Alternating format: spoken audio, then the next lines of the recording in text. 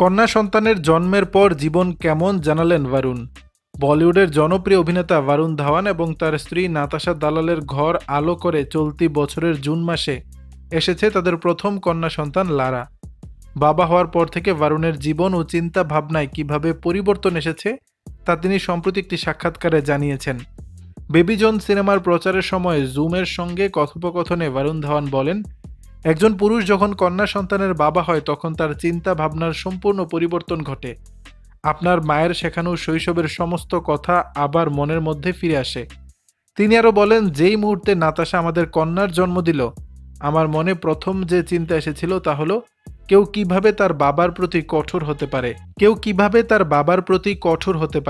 কিভাবে কেউ তার মায়ের সঙ্গে খারাপ ব্যবহার করতে পারে, যিনি তাকে 9 মাস ধরে নিজের গর্ভে ধারণ করেছেন।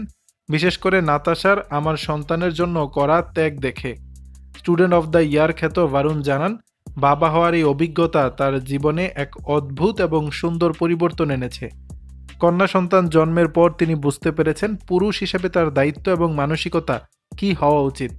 তিনি বলেন, তার সিনেমার একটি সংলাপ, আয় এবার আমার মেয়েকে ছুঁয়ে দেখতো, তার নিজের হৃদয় থেকে উঠে এসেছে।